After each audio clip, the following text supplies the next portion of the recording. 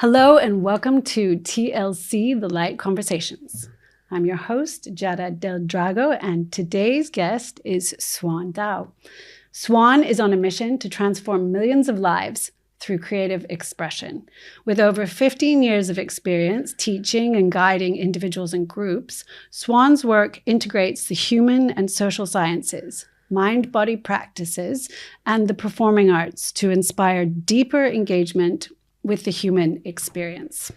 As the founder and director of the Institute of Devotional Arts, they lead a global network of artists, therapists, and educators who use art, creativity, and imagination as catalysts for self-discovery, collective healing, and authentic connection.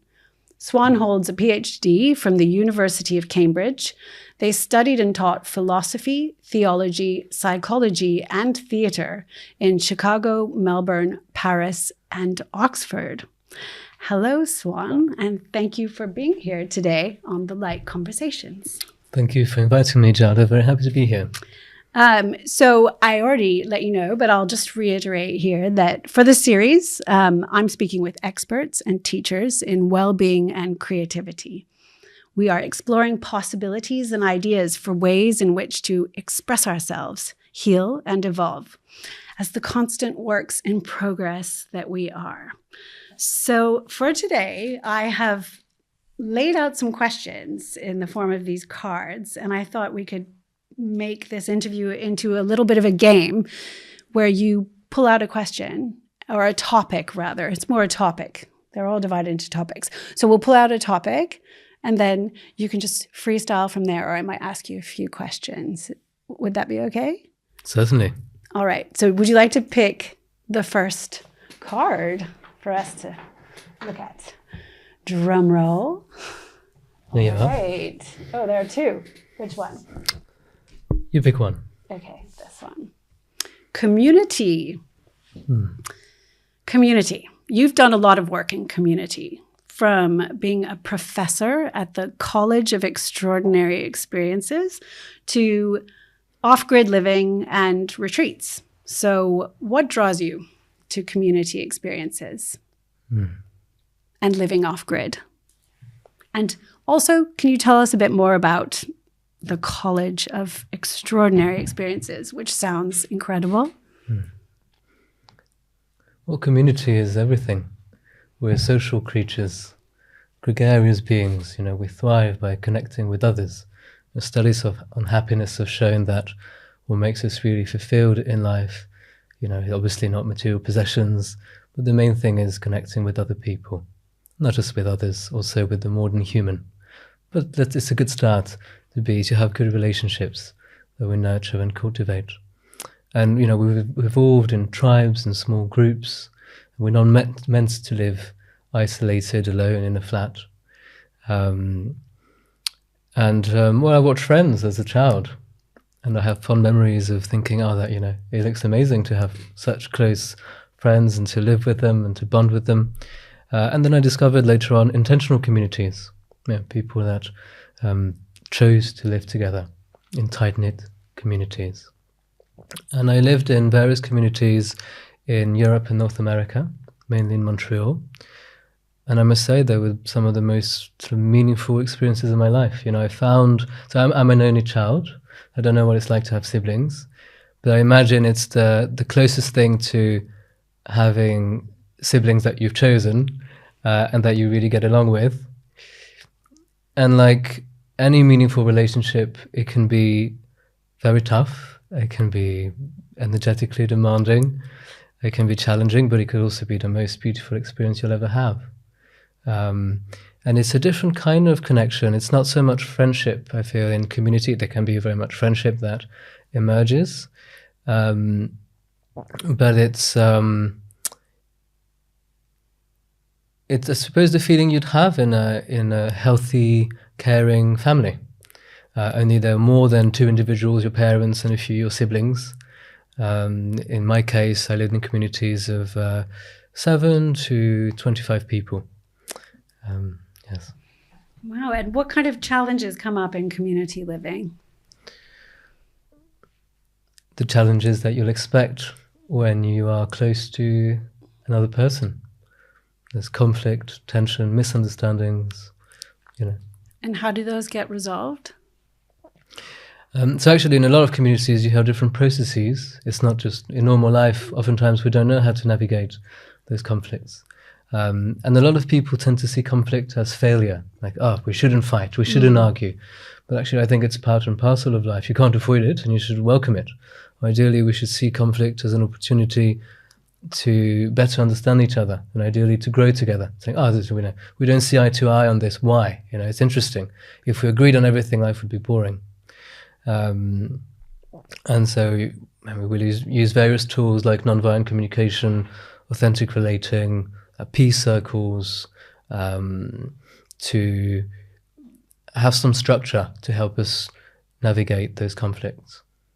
That's one of the topics that I've got tucked in there. So we'll look at that a bit more later. But can you tell me a bit about the College of Extraordinary Experiences? Sure. The college is an experience design gathering for people who are experience designers or who want to discover experience design. It was founded by people who were LARPers, or who are into live action role play. LARP is an acronym for live action role play. So some people may be familiar with people dressing up in medieval armors, costumes, and things like that. But now it's actually there are Nordic LARPs from Northern Europe, and then there's a different tradition in North America. But you could say it's a theatrical, immersive experience that takes place over a number of days, or it could be a few hours. In this case, it's Harry Potter-esque. It takes place in a castle in Poland. And so 100 people come together, and there are professors, just like in Harry Potter, in different houses. I was one of the professors. And it's a magical experience, as it's supposed to be. Yeah. How cool. And what did you teach as a professor there? My class was about voice and sound, and experiencing the sounds we can produce through the voice in different ways, and also share the Georgian song. Okay, which is another topic we'll get to. So maybe, thank you for sharing that tale of community living. Do you want to pick another card? Sure. Future vision. What progress do you hope to see in well-being and creativity? I'm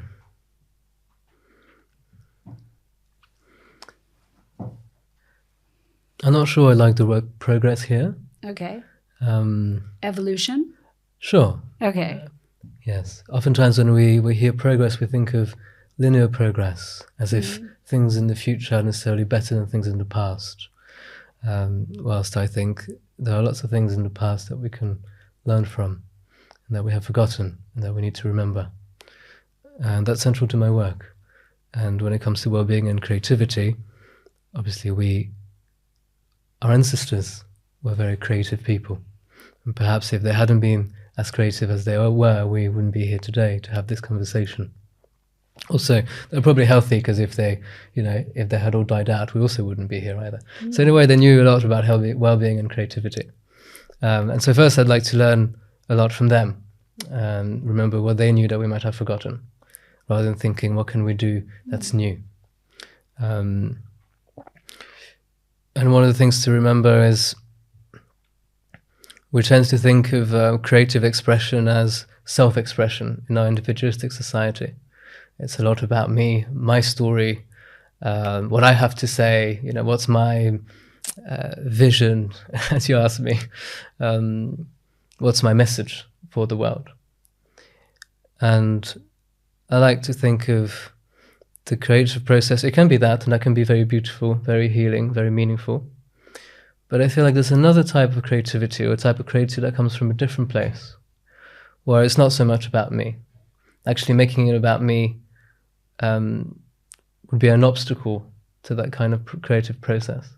It's more about setting myself aside and serving something greater than me. You mentioned community, serving the people around and the environment around, So basically, art and creativity, which is at the service of life, of community, and what you could call divinity, or whatever is greater than us, nature, the divine. And I feel like it's something we've forgotten. Art tends to be a commodity or a form of entertainment, even distraction, or something that is culturally appropriate to do. But I feel like historically that was never the case. Art was something that brought people together to honor and celebrate that which is greater than us. So I suppose it's that kind of creativity, creative expression, that I'd like to recover and to reconnect with. Yeah, it sounds like a sort of philosophical approach to creating. Like if you create with that communal mentality, sounds like there would be less of a hierarchy and more of a how can we work together? How can we help each other out? And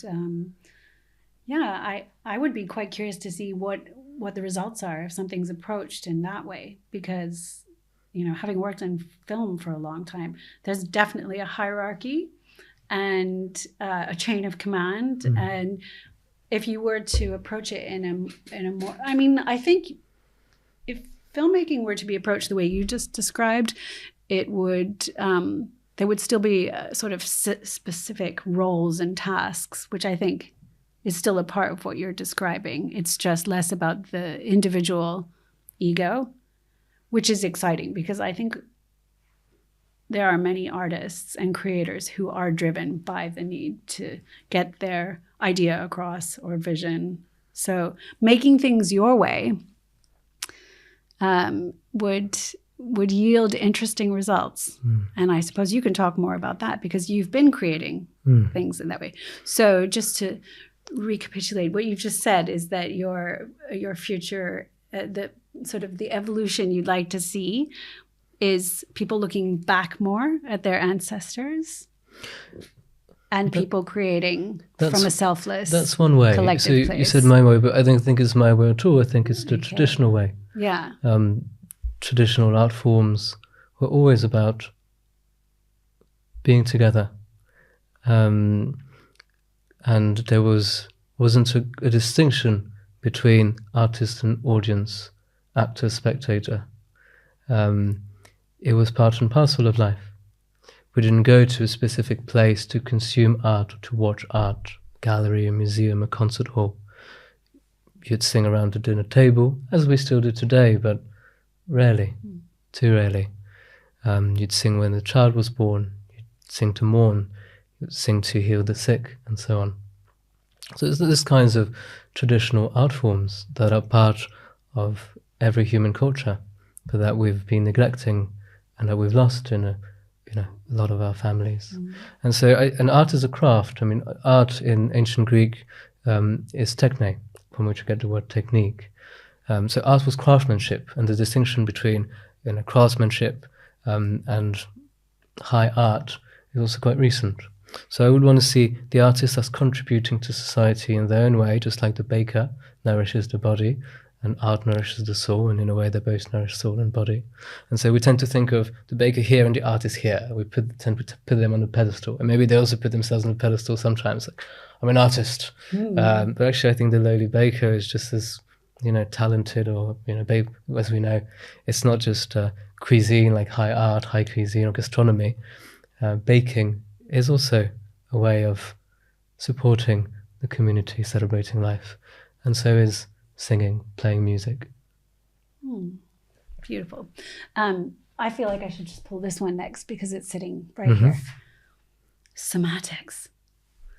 What are somatic practices, and can you give some examples? Well, soma means body, so any body-based practice is a somatic practice. Now it's often used as an umbrella term to refer mainly to therapeutic practices, but if you're playing sport, it's a somatic practice. If stretching out, it's a somatic practice. Yeah. So personally, I use breathwork, somatic practice, drama therapy, movement therapy, yoga, which is quite trendy today, different types of yoga. All of those are somatic practices. Okay. Do you want to pick a next card? Please. Okay. I'll pick one. Breathwork. Oh. Leading on from that last topic, how did you discover breathwork? And what has it done for you? And what have you seen it's doing for other people as a facilitator? One of the reasons why I like breathwork so much is that you don't need external instruments or tools. It's your own breath. It's the simplest thing we have. So the first thing we do when we're born and the last thing we'll do when we'll die. Breath is spirit. Breath is everything. There's so much we can learn through the breath.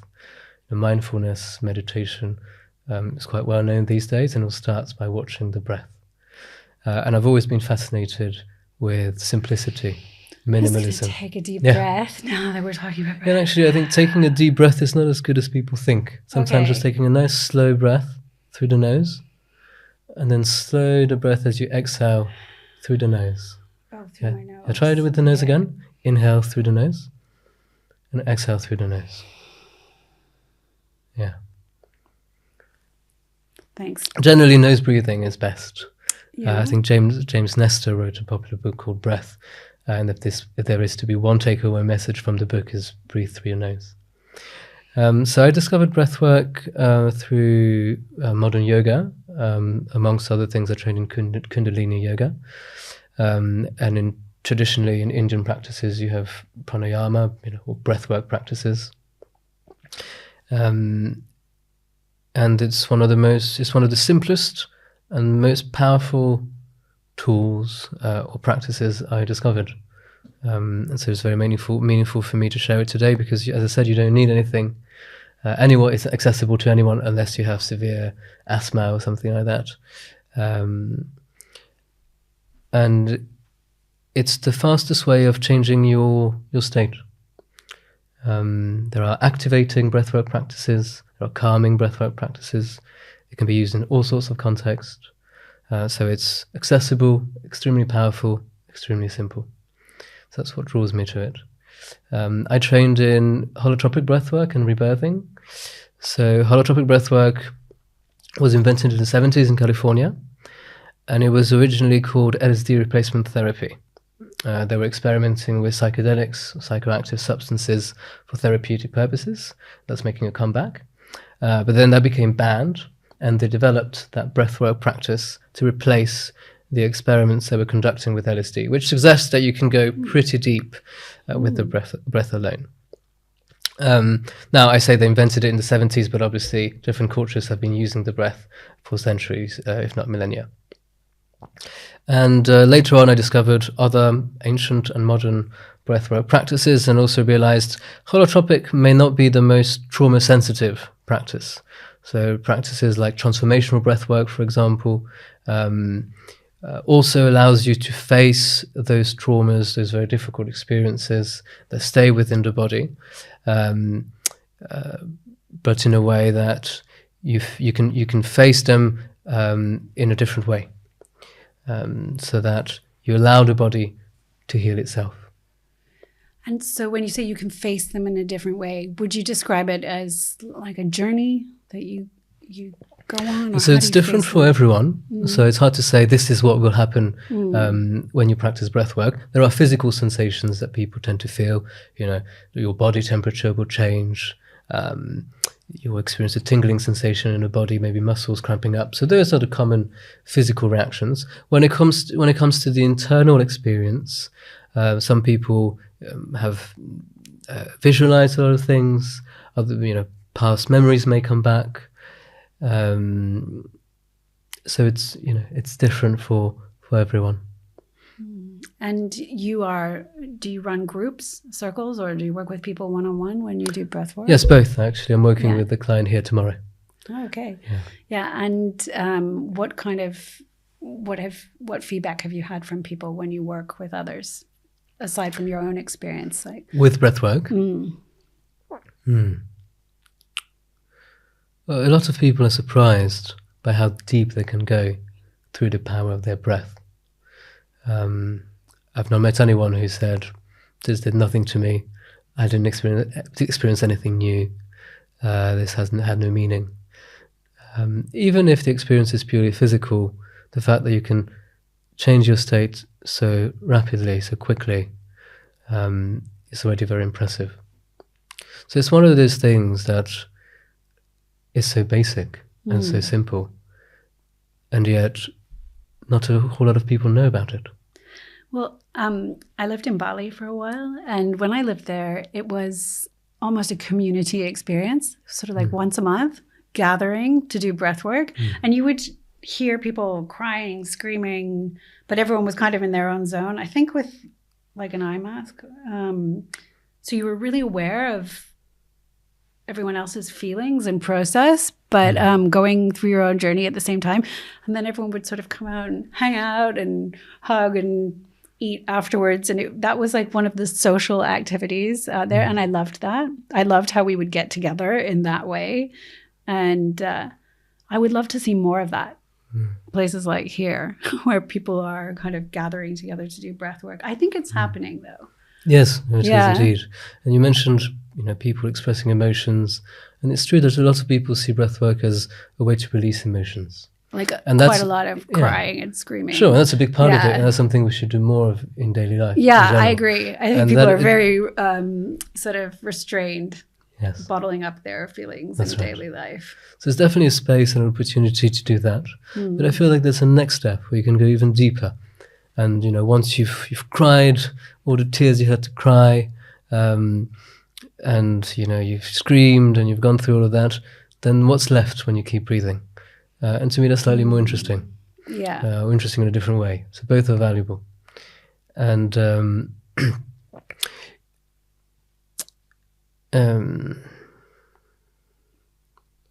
there's one more thing I wanted to say about breath. I know, that's good. I'm just thinking about that one. Yeah. What's left when you stop crying and screaming? I'm just thinking about that. After the crying and screaming, in that silence, maybe that's the crying and screaming are sort of layers that you have to get through to get to whatever's actually underneath the crying and screaming. And maybe underneath the crying and screaming is where you can actually let things go. I've definitely, for me, it's a bit like lucid dreaming. When I've done breath work, it's kind of like being awake in a dream, walking literally inside myself, like on a sort of visual journey inside my body and my psyche. And it's like lucid dreaming. I would compare it to that, being awake in a dream. And you never know if it's going to be like a darker dream or a happy adventure dream. But yeah. Well, precisely, I actually combine dream work with breath work quite often. And the states are similar. They're deeper states of consciousness, sometimes called altered or non-ordinary states of consciousness. But they're ordinary. We dream every night. We just don't remember them. We don't cultivate them. And also to link it to the expressive arts, it's quite common at the end to draw, not just at the end, but after the experience, because you can. It's a way to integrate the experience that's not analytical. Because if you start trying to analyze, to reflect, to think about what happened, you understand it in a different way, and it can be counterproductive. Same with dream work. So it's great to journal first thing in the morning to remember your dreams, but drawing or expressing yourself in non-verbal ways is key. Oh, I love journaling. I love writing my dreams down when I can remember them, sort of catching them as I'm waking up and writing them down. But I haven't tried that where you just draw something, which actually sounds kind of like a nice thing to do, because then you're left with impressions rather than words. So you're right when you said the dream world or the state you're in during breath work or hypnosis, those states of trance, as they're sometimes called, or altered states of consciousness. Let's just call them different states of consciousness. There's a distinction between the physical body and the mental, the intellectual in a society. And we tend to think that's all there is, right? You can either perceive the world, understand the world, relate to the world and to others through your senses. We think 5, probably more, the 5 main ones, or the intellect, reason. Yeah, and we tend to believe the intellect, the latter, more than the former, because we know the senses can deceive us. We know we can't see as much as some birds can see. We know, so the senses can be mistaken, but the mind, or the intellect rather, with science, gets things right, or so we think. But in a lot of other cultures, there's a third realm of perception, an intermediary realm. As a French scholar, Henri Corbin, they called it the imaginal. The imaginal. So different from the imagination, but it's the place where imagination arises. So he got the term from the Arabic, alam al-mital, from a Sufi scholar from the 13th century, I believe, and he translated it into Latin, mundus imaginalis, or imaginal world. And so the imaginal is a different way of being, of perceiving the world, of relating to things, that is neither purely physical nor purely intellectual. It's in between. Yeah. So you could say, my whole work and my whole life is also about, or mainly about, rediscovering those dimensions of life that we've been overlooking, neglecting, that we sometimes think don't exist. We think it's mere fantasy. But I think it's much more than that. Just like art is more than entertainment. Dreams are not just funny anecdotes you tell your friend in the morning. In many cultures, you wake up, first thing you do in the morning, you gather in community, and you share your dream. And they're not just nice stories. They affect what you do in waking life. Which animal you will hunt, and so on and so forth. And I think we spend a third of our life asleep or something. The fact that we pay so little attention to, so now we pay a lot of attention to sleep. We know it's important, but not so much to dreams. At least most of us don't. And so the realm of dreams, or the imaginal realm, there's different means of perception, of relating and of being. That's what I'm interested in exploring, in getting to know better, and in sharing with the world. I feel like I've just learned something new that's really important, the imaginal, and this idea of living somewhere between dreams and awake. It sounds like magical realism. Like there's a lot of potential for magic and wonder and surprise, and it sounds like a really good place to live life in the imaginal. Yes, indeed. I like magic, surprise and wonder, but I would also like those realms not to be considered esoteric, inaccessible, or only to the few, to the enlightened ones. I'd like them to be normal and part and parcel of life. So maybe at some point there will be less surprise and less wonder in a different way, because it will become more ordinary. So I wouldn't want them to keep. I don't want them to keep them separate from. Just like artists to non-artists seem to be magicians. It's inaccessible. Yeah. I can't play the piano. Anyone can press a key, and create. Or thinking, oh no, you can lucid dream. You have all these superpowers. Anyone can do that. There's a natural human abilities. So it's about really reconnecting, retrieving those fundamental human abilities. And not just human. I'm sure other species are able to do that too in different ways. Yeah. Okay, can I choose the next topic? Certainly. PhD thesis. Let's go to academic for a moment. Where did your research take you for your PhD thesis at Cambridge? Dr. Swan. It took me to many places, from the Vatican to Canada. Because I wrote 2 PhD theses. I didn't quite complete the first one. The first one was in theology. So I was looking at monastics, monks and nuns on exile. So I conducted research at the Vatican for that. And my second thesis was on personal and social transformation, looking at freedom and power, and ways to deconstruct and decondition ourselves. Again, looking at life in a different way. but in a way that's not just intellectual and theoretical, even though I wrote a thesis on it, but very much embodied and practical.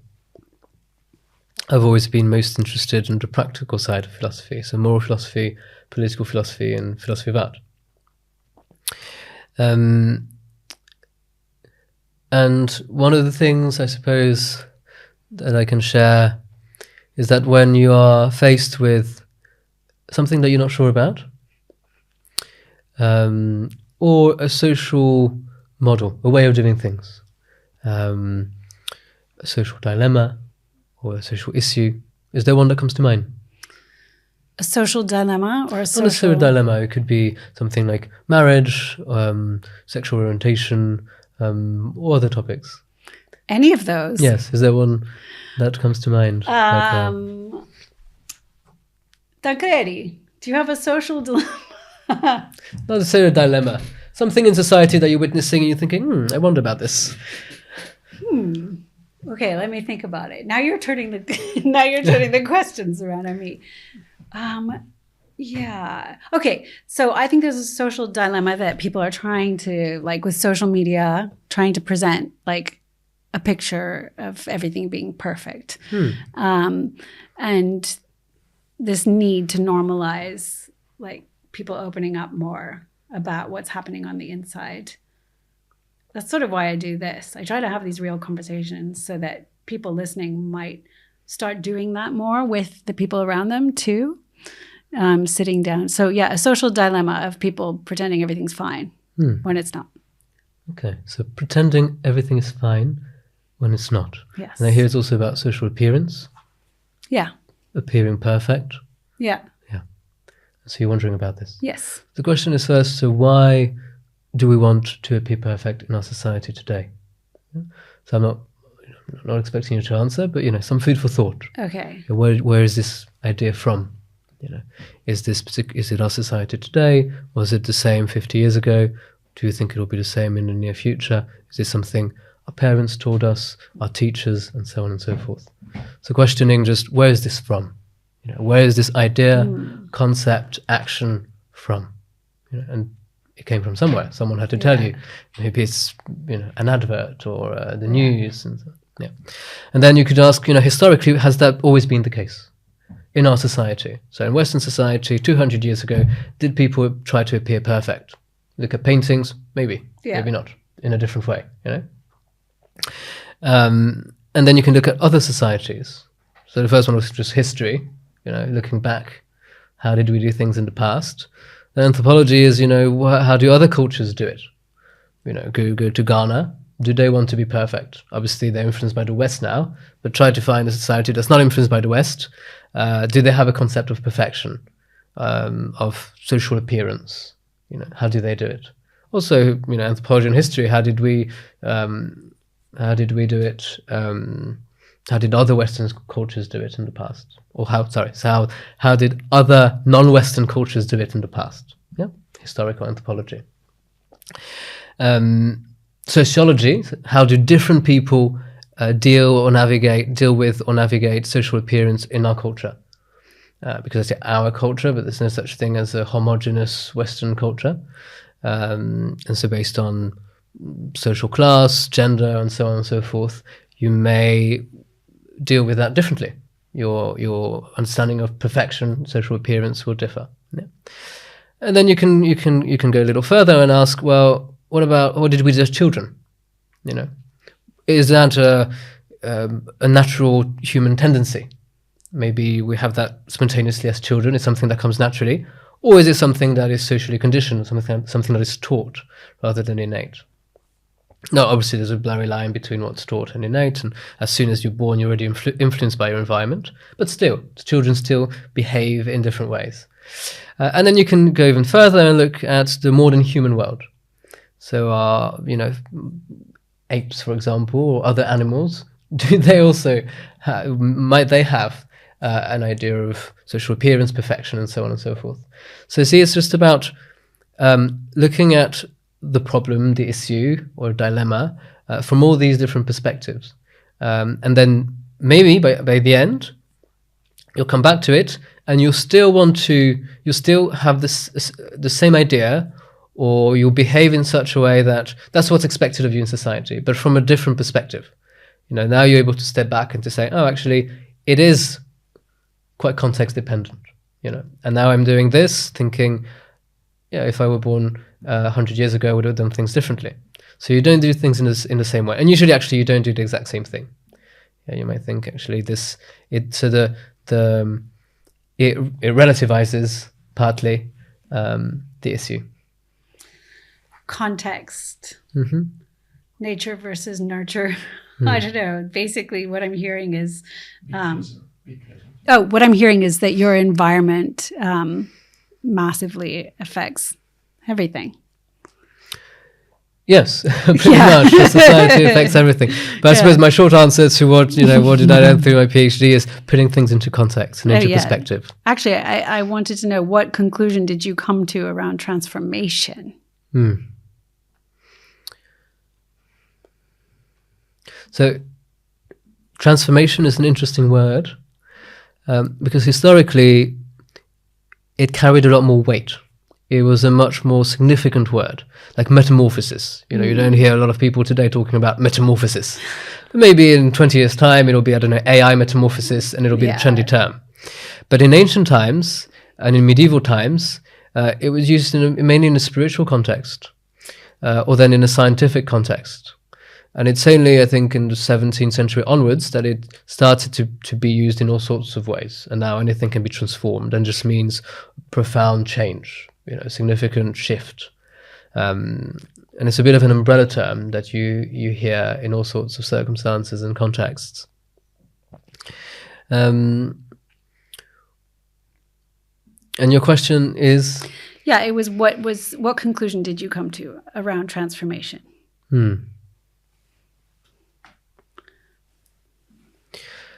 Like a lot of things in life, I feel like by seeking is the obstacle. You won't get to your destination if that's your aim. Like happiness. If you are committed to being happy and you just do lots of things thinking, I'm gonna get to this point, which is happiness, you won't be happy. Happiness is a byproduct of doing all sorts of things. It's a positive side effect. So similarly, I think if the caterpillar thought, I'm going to become a butterfly, and had this intention and this aim, maybe it's not the best metaphor, but if, they had been, we were conscious of what we're doing, but I think we try too hard. I think the best and the most complete type of transformation, I wouldn't say is effortless, but it's not the kind where we need to power through. It's the one that happens eventually by itself, where you let it flow, like the creative process. If you think, I'm going to create my best work because I'm the best artist, and let's face it, artists know that when they're inspired, when they feel like they tap into something deeper and more meaningful, any writer would tell you, the pen was writing by itself, it wasn't me. And there's this place, this magical place, if you will, of it's not me who's doing whatever action. That's when magic happens, and that's when real transformation occurs. So transformation as a byproduct of doing something you love that's coming through you. That could be one type of transformation, yes. Okay. Why don't you pick one? This one is hidden. Okay. Feel free to move the mic if you want to reach the other one. Oh, no, not this one. Okay. there's a lot on that one. Maybe I shouldn't read them when I... Yeah, methodology. Psychodynamic or person-centered therapy. Oh, no, you're a therapist as well. Okay. Yeah. Do you work with mind, body, and spirit? Yes. I'm guessing yes. Do I work with mind, body, and spirit? Yes. I feel like a lot of categories are not particularly helpful. Categories, models, maps, they're helpful insofar as they help us orient ourselves in the world, navigate things with greater ease, ideally. But all too often we're trapped. We get stuck in those frameworks. And we've divided the world quite neatly into boxes, disciplines, fields, which helps us understand things on a very deep level. But then what we miss out on is how things are interconnected. Yeah, to bring it all together, to connect the dots. And so, asking this question, for example, to put things into context and perspective, 500 years ago may not have made sense. Actually, I think he could have asked this question in different ways, but those are all loaded terms, and for some people, obviously interconnected. Take the word healing, for example. Healing comes from the ancient English Hallen, I think. My ancient or Old English pronunciation may not be the best. But the root word, hal, is the word that we get to say whole today, wholeness. But also health, obviously, but also holy. So the idea of being healthy or whole for the ancients would have been being spiritually whole, being physically whole, being morally whole. And it went without saying that those things were interconnected, and you couldn't be a healthy person, so to speak, unless you were morally developed, physically developed, and spiritually developed. There may be other things. And so the interconnection is also what we need to rediscover, rather than saying, okay, body, done, now mind, and now spiritual, And we know, for example, that we have neurons, I think, is it neuron? No, let's just say we have a brain in the heart, and we have a brain in the gut, and we have the brain here, So even science tells us that it is all interconnected. You don't need to do, reflexology or Chinese foot massage to realize that when you touch specific points on the foot or acupuncture in the body, that it connects to different parts of the body. But that's just the physical body. We have other bodies beyond the physical body. Can you talk a bit more about that? Other bodies beyond the physical body? Yes. Well, I wouldn't want to get too esoteric here, and it need not be esoteric. But in many cultures, we talk about chakras, for example. Sort of 5 or 7 point chakra system. So there are many chakra systems. Chakra is just an energetic center in the body. And we know about, I think there's the 7 or 5 chakra system best, because what some of the first translations from tantric texts talked about this particular chakra system, which is actually quite common. But in some systems there's just one, in some systems there are hundreds. And they're not all in the body. Some are, for example, it's quite common to have an energetic point above the crown of the head. Yeah? And in our society we talk about the aura, or the energetic field. So we can obviously feel and sense things beyond the physical body. Yeah, that's the thing I really got excited about when I studied yoga was the chakras, the energy body. The idea, it made so much sense to me, the idea that we all have like a kind of field of energy surrounding us. And as I learned about it, I could notice it more with other people. Yes, all these things we can learn and remember quite easily. I feel your aura right now. Yes. Or something as simple as heat. Heat, we know we can feel from at a distance, right? Yeah. It's the same kind of thing. Gravity is an energy, heat is an energy. It's something I would like more people to be aware of, like their energy and how it can affect other people and how they can charge up their energy and be just a bit more aware of energy in general. It's not something that's, it's not something that a lot of people know a lot about. Energy and how it can affect other people, how it can affect a room, and how you can take care of your energy. What is it? Energetic self-care. Yeah.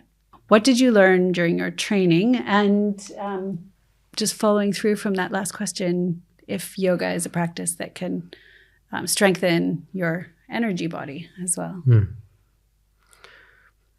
Well, I'm not sure 400 hours of Yoga Alliance certification makes me qualified as a yoga teacher. I have some experience with various types of yoga, but yoga is much broader than we tend to think in the West. So the asanas, the postures, that's a very small part of hatha yoga, which is a very small part of yoga in general. Yoga is very diverse and complex. And the fact that we reduce it to the asanas, I think, is a shame. My point here is that yoga, like meditation, comes from a much broader tradition or traditions. And yes, certainly it can. What was your question about energetic centers? We had been talking about the energy body, and I was asking if yoga was something that you think can strengthen your energy body, or it's not just your physical body. I'm not sure the energetic body needs to be strengthened as such, but yes, it can. I think, or like cleansed, maybe balanced. There is the point of many yogic practices. Yes. Yeah, because yoga can affect your body and your mind and your energy body. But so, what was your big takeaway from the training when you trained as a yoga teacher? So I did different trainings. Okay. What's powerful about the training is spending 1 month with people practicing intensely every day. I knew most of the theory and the practice already because I'd been practicing for quite some time. So it's the experience of sharing daily life with people who are committed to a practice and who want to share it with others. Yeah. And so if you've done several different trainings, do you have a favorite? Did you have a favorite experience? I think different trainings were good for the different phases of life I was in. I started with Ashtanga, I was in a more yang phase, and then Kundalini, which is a different type of yang, and then another practice which is much slower, longer. It's 4 hours, you do it with eyes closed, it's very yin. So it really depends on what I needed. It depended on what I needed at the time. And is yoga part of your life now? Yes, to some extent. As I said, we're talking here about the type of yoga that's taught and shared in the West today, which relies mainly on postures. But breathwork practices are very much part of yoga, part central to yoga, and lots of other practices. Yeah. Do you want to pick a card? Yes. Please. Okay. Expressive therapy. What is it? And can we try a useful exercise? Expressive therapy. Also, etymologically, to express is to bring something out. And therapy is to take care of or to attend to. So it's to attend to what comes out of you. And as I said before, what is it that comes out? Where is it coming from and where is it going? So my view, my understanding of the human condition is that we're both actors and spectators of life. We're witnesses, observers, but we're also creators. And I feel like the best expressive therapy is the one that allows the person to create from deep observation, deep silence, deep understanding. And how their own story, their personal story, relates to the larger story. I'd want to talk less about individuality and more about relationality, interconnection to others, human and non-human, visible and invisible. And in practice, expressive therapy today is a lot about using the expressive arts for healing purposes, for therapeutic purposes. So expressive therapy today is mainly about using the expressive arts for healing or therapeutic purposes. And the difference with art therapy, although sometimes they're used interchangeably, is that they may use more embodied or somatic practices. It can also be, drawing and, visual art. But the kind of expressive therapy I'm most interested in is the one that draws upon what we, unfortunately, in English call the performing arts, even though the whole point is here, it's not about performing. It's not about showing off. It's not about the results. It's not about the outcome. In traditional art forms, the outcome isn't, this is a masterpiece, or it's the most beautiful artwork I've ever seen. The successful outcome is, this really brought us together, and this really honored nature, if you will. And obviously, if you do that with all your heart, or your soul, body, mind, heart, then it's bound to be a masterpiece. But suppose this, you're singing with friends, and someone is teaching the song or leading the song. You're not going to judge them if they, miss a note or something. If everyone was happy and was singing together, then it's a successful song. But if you are passively seated as an audience member, a spectator, listening to someone sing, it can still be very moving, beautiful, powerful, and meaningful. But it's a different kind of experience. Yeah. And I think it's a different kind of experience both for the actor or the performer and for the audience, spectators. And it has its place and value in our society, but I would want a little less of that and a little more of the more traditional way of living, breathing, sharing art. Beautiful. Okay, we have quite a few cards, and I don't know how we're doing timing. Oh, okay. Tantra. How would you explain it? So many people are so very curious. I think people are curious because they tend to relate it to sexuality. Let's face it. Sting. And people tend to be curious about sexuality. And sexuality is a beautiful thing because it relates to so many aspects of life that tend to be unspoken, taboo, hidden, even though it's also one of the most natural things we all do, or most of us do, and that all of our ancestors did, otherwise we wouldn't be here. And sexuality obviously relates to our emotions, to our body, attraction, life force, energy. Sexuality is everything, like the breath.